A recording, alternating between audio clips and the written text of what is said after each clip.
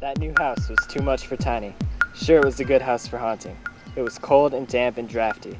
It had creepy cobwebs in every corner, creaky cracks in the floors, and several shutters that shook. The big spooky house even had lots of people to scare.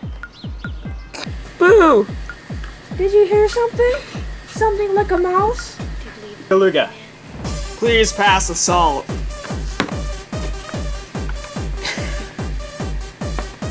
Who'd be afraid of a tiny ghost creeping around an old spooky house? Nobody there was scared of Tiny. He was no bigger than a salt shaker. And when people saw him, they'd just say he was a cute little fellow. That had happened at Tiny's last house. So no one noticed when Tiny left to find a better house.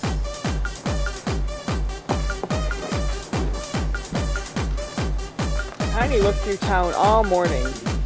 All the houses were made for bigger ghosts. As Tiny flew through a yard, he heard a growling sound. Tiny liked scary sounds. They made him feel at home. When he got closer, he found out the noise was coming from a small house in the yard. Finally, he found a small house to haunt. It was damp and dark like the last one, and a bit smelly too. How wonderful. Yes, this might be the right house for me. Of course, it couldn't be Tiny's haunted house unless Tiny could scare whoever lived there. Let's see if this dog's a scaredy cat.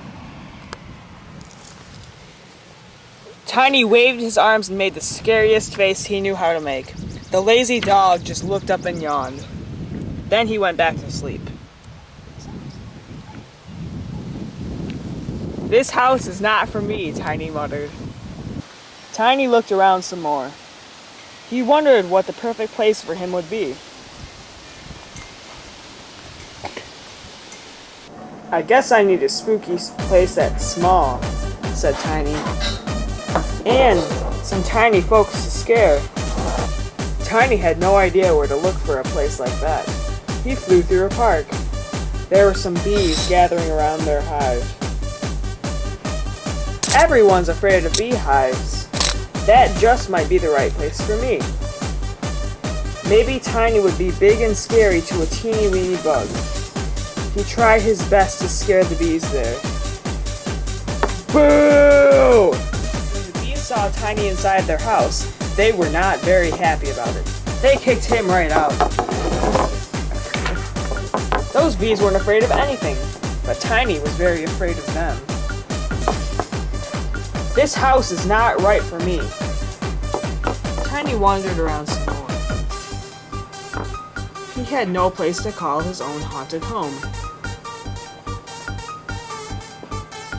It was getting late. Tiny thought he might have to sleep outside. He could find a cemetery to sleep in, but there he'd have no one to scare but other ghosts. Then Tiny spotted his dream house. It wasn't cold and damp, but it sure was tiny like Tiny. This little haunted house just might be the right haunted house for me. Tiny moved in right away. This house needs a lot of work. He stayed up all night putting dust in the attic. Tiny hung some cobwebs and dirty old curtains. He invited some spiders to share the house with him. He also put a jack-o'-lantern in the house to make it even spookier. Soon Tiny's little haunted house was as spooky as could be. Ooh. The dolls who lived there looked scary, but they were never scared. They were always happy, even in the spookiest outfits. Tiny still needed someone to scare before he could say he wanted to stay. The next day, Tiny heard some voices near his new house. He peeked out his attic window and looked outside. The toy store had filled up with lots of children. Many of the children were bustling around and giggling outside Tiny's window. Children are easy to scare. I think I'll like it here. Some of the children walked right up to Tiny's window. It was the perfect time for Tiny to do his thing. Tiny popped out the window. He made a scary face. And then he roared a Boo! None of the children expected to see a ghost in the toy store.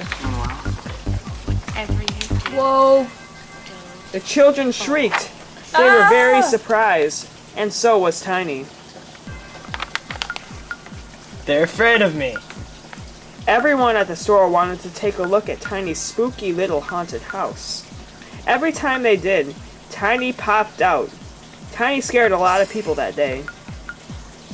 Yes, indeed. This just might be that right house for me. Do you believe in the boogeyman?